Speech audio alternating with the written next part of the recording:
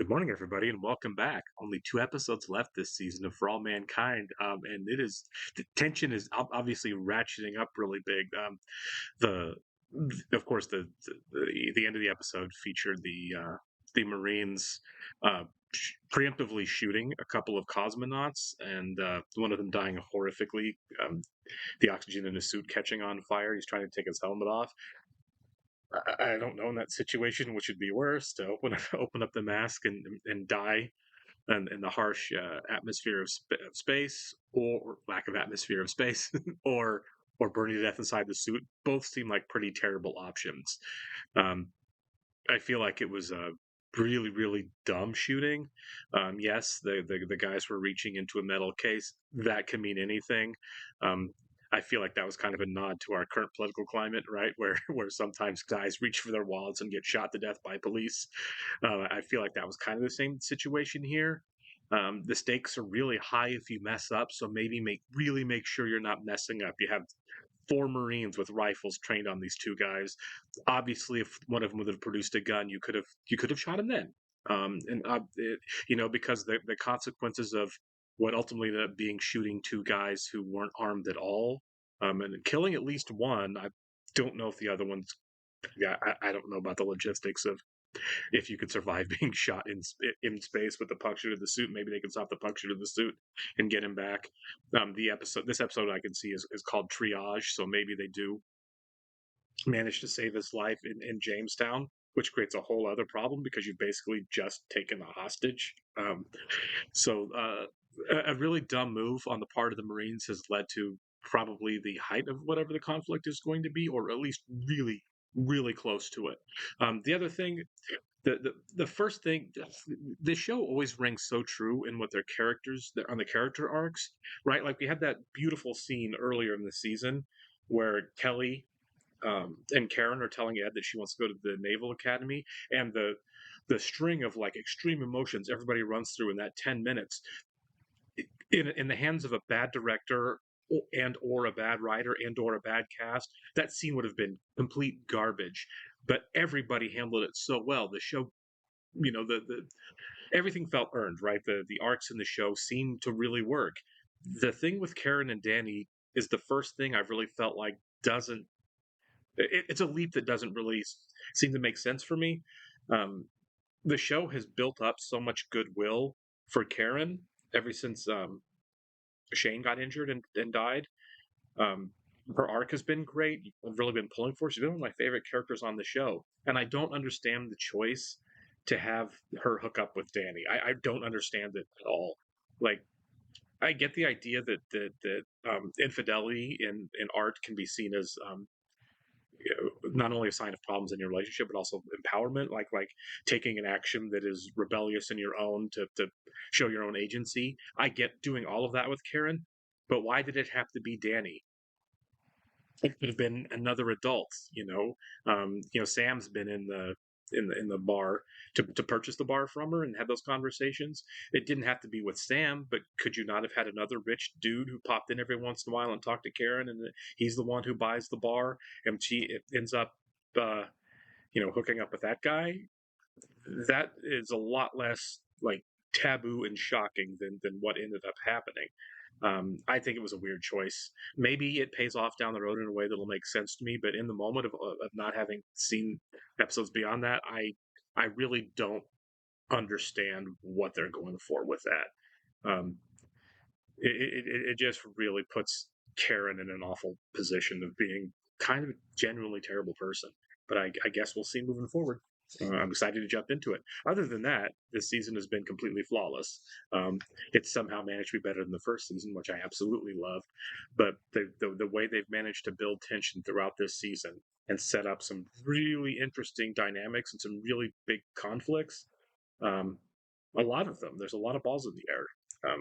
Tracy and Gordo. There's a lot going on that I'm really enjoying. We do want to jump into it now. I want to go and thank all of our Patreon subscribers for being here with us. I'd like to give a special shout out to Actuarial Lurker, Balas Foldes, Chris, Jeff, Christy Goverston, NJ, Surya Gundavarapu, Weird Magic, and Torgir Lingstad. Thank you so much, guys. I'm really happy here with us. If you'd like to see a full-length reaction to this and everything else we've watched or watching, please check out a link in the description of our Patreon page. every show we're watching, including For All Mankind. We're at least 4 episodes ahead on Patreon of where we are on YouTube. So if you get done watching the YouTube edits, would like to keep going, you can do it on the Patreon. You're going to have to sync and watch along on your own source material. You're only going to see me for copyright purposes. We also just finished Mad Men, sadly, and are jumping into The Wire next week. So we have our Patreon in a couple days. Needle. Right now, goddammit. What the hell are you doing? What the hell happened out there? We were giving them the warning when they went for a crate that could have had weapons in it, so we took them under fire. Turns out one of them was going for their translation card when I shot him. You done messed up big. Hassan, Major Webster. Maybe putting guns on the moon was a really bad idea. You good, Trace? Yeah. Just... How do you make it stop? Just give it time. Next American Sea Dragon rocket plans to deliver nuclear weapons to the moon. We will not allow this.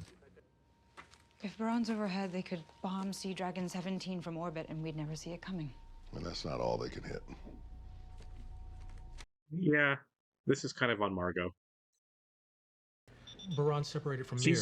They're picking up substantial Delta V in the TLI window. They're headed for the moon. DOD is taking over your mission. Apparently the Soviets have sent Baran to the moon to stop Sea Dragon. This entire blockade is just an excuse to cut off our people on the moon. We can't let that happen. So is Pathfinder going to be armed to shoot it down? Risky, but we need to make the Russians think twice about stopping Sea Dragon 17 from reaching the moon. Pathfinder's the only ship that could do it. So we're riding shotgun. If anyone fires, we've failed. Our job is to discourage them from doing so. So we're playing a game of chicken with Sally Ride missiles. is the voice of reason. Look, I realize this isn't what either of you came to NASA to do. If you choose to drop out, I won't hold it against you. Man from the Russian commander Zvezda. He wants to send a team to recover his people. Both of them. That injecting antioxidants into your eyes seems a bit extreme. Well, so's my glaucoma. This is the first doctor who said he can help me. This is my first ray of hope. You are not gonna piss all over it. Molly, this guy is a charlatan. You don't know that. I do. You could go blind right then. Or get an infection. Or even die. I'm sorry, but it's just too risky.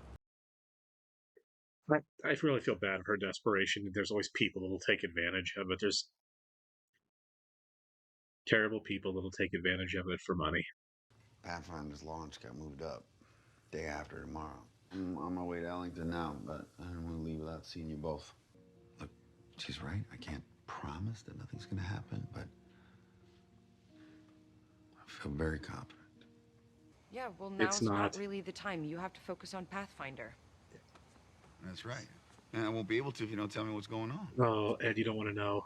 Tell me, Karen. I slept with someone. It Won't doesn't say. matter who. The hell it doesn't. It was a one-time Whoa. thing. It's not gonna happen again. I think that we need counseling. Counseling. I agree with that, but that should have happened before to fix this. things or blow them up. To figure this out. Ed! I'd probably drive away at that too. How many Russians did they say are coming? The State Department agreed to 2. What if they bring more? They wait outside. They'll be here in 3 hours.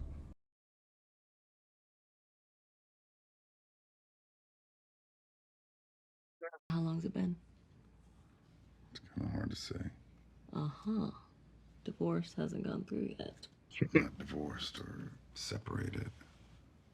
Just going through a rough spot. I don't want to know.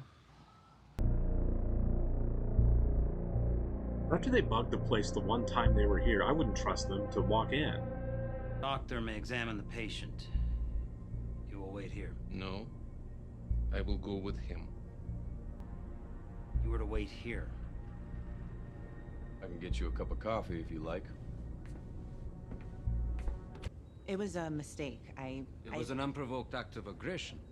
You should be charged and tried before an international court. Pathfinder Houston, Just got word from Guam. Sea Dragon 17 has launched. Roger that, Houston. We're in 7. Fred Rogers, go for pushover. Altitude 25. Oh, that is a cool transition. It's too bad the black cloud of war is hanging over all of this. You have theory as to why he remains unconscious? Hypoxia. And possibly DCS from loss of suit pressure could have knocked him out, might have caused brain damage. Prepare him for travel. Doctor, you know he won't survive the trip. That is your opinion. He is my countryman. We are taking him home. Yeah, he burned to death pretty hardcore. All the oxygen in his suit lit up. Suspect the bullet made a spark when it entered his suit. Like ours, your suits contain pure oxygen. You're going to Guadalajara, aren't you? Well, congratulations, Columbo. You cracked the case. Yeah, so you're just gonna let some Tencho huckster blind you? Or I think that's a you do real thing this when you're and I blind. won't be here when you get back. Oh, don't be so melodramatic. No, I've put up with a lot of shit, Molly, a lot, because I love you. He's right. I feel bad for both of these people, honestly. This is really sad. Hey, get the doc in here! Hey, easy, buddy. Doc will be here soon. You wish to defect to United States? Oh, no. Oh, my God. Rossi's moved him out of critical care, so the plan is to transport him down here on the next shuttle trip later this month. Thank you. All right. Let's see how this plays out. I'm kind of surprised that either side Think would you still guys will launch actually on go it, up today? honestly. We'll resume the count when we have confirmation that Soyuz has launched. Roger that, Control. Well, sit tight. Soyuz has launched. Good. Our cosmonauts look forward to meeting the Apollo crew in space. Thank you. So this is one of the smaller Saturn 1B rockets, right? Oh. He was packing. Are you kidding? White canes and dark glasses turn me on. Congress? It's just the first step. She could be the first woman president, for Christ's sake. They want Ellen to run for Congress. Yeah, I heard. That's amazing. Why don't you talk to Ellen first and see if she has any desire for any of this? It still belongs to her. I hope you understand. Love, Pam. I like the fact that Pam was great. She didn't put it on Ellen. Stop. You cannot seduce me like one of your 19-year-old space members. No. Hey, no expectations. Well, that's one hell of a routine just to bum a smoke. They're outside. Someone's outside. What the hell is he doing out there? Oh no! Run! Run!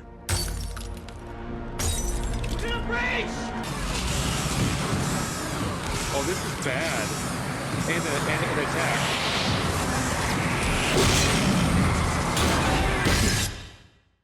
Oh no! Okay, so this is war now, right? This is straight war. Which I did not see getting to this point. Oh, come on. Of course.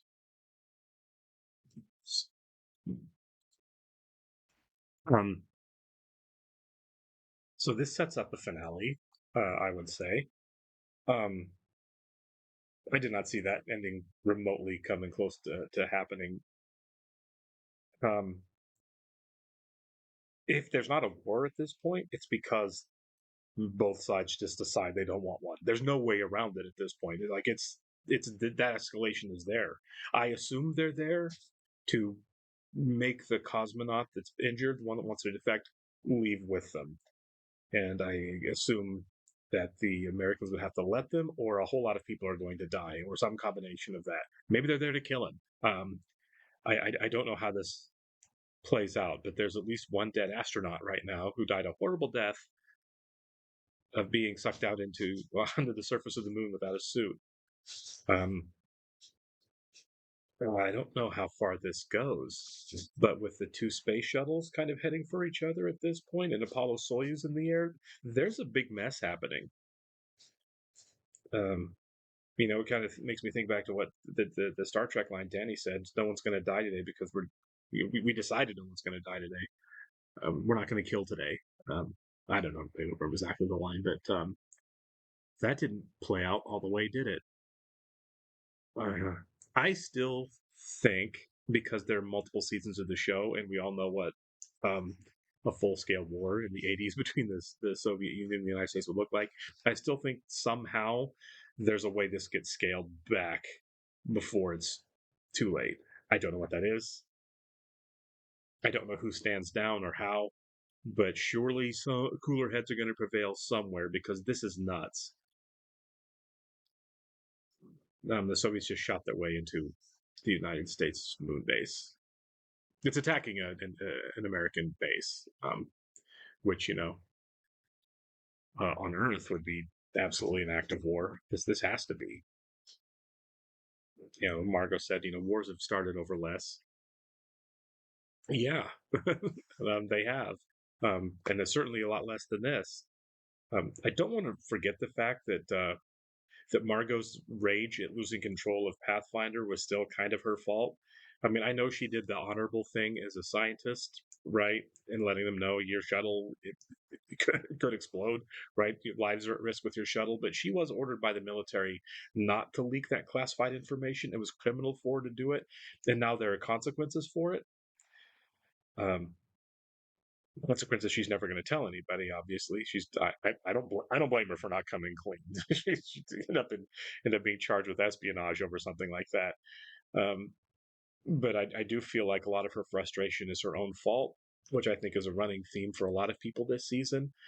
I'm particularly irritated with Karen after this episode. Like the act itself was bad enough, I feel like, with Danny, right? And she didn't feel any compunction at all about it, any guilt at all, until he started saying, "I love you, I'll quit the Naval Academy to be with you." And then she's like, "Oh, wait, there might be consequences to this." And so how she behaved in this episode, we talked about this when Joe and I watched Crazy Ex-Girlfriend, right? The idea that happens in a lot of romantic comedies, where you're my friend, I'm secretly in love with you, you're in a relationship, you're married, whatever, but I'm going to go ahead and tell you that I have these feelings for you, because I just feel I need to tell you. And that always bothers me, because I feel like that's not really what you're doing. What you're doing is you're taking these emotions you can't deal with and deciding they're not your problem anymore, and you're going to make them the other person's problem. Right? I can't handle the fact that you're married to somebody else or dating somebody else or unavailable in whatever way, but I'm in love with you, so now I'm going to give that to you, and now you deal with the consequences of that, and I feel better about myself for having unburdened myself about it. I feel like it's a crappy just transference of drama to somebody else, and I feel like that's kind of what Karen did here. Right? She's feeling guilty about what she did, so she took a really bad moment to deliver it to Ed. Yes, Ed pushed her for it. She said, "Never mind." But she led him into that dark place in the first place. He was nowhere near it until she led him there. And then she tells him, and then she kind of goes off on him about the world being black and white, and you don't live in the gray with the rest of us. Like any of this is really his fault. Yeah, their marriage problems are equally his fault. Both of them are responsible for their struggling marriage. But the position they're at right now, this conflict, this thing that she just dumped on him as he's going off to do something very dangerous. I mean, we saw him on the launch pad struggling to stay focused. That's on her. And I'm going to stand by that's really on her. If your relationship, if you need counseling, if your relationship is struggling that much, there are healthy ways to go about getting to that point. Sleeping with somebody else, somebody you absolutely should not have slept with, and then saying, "Oh, by the way, I did this. We have real problems we need to deal with."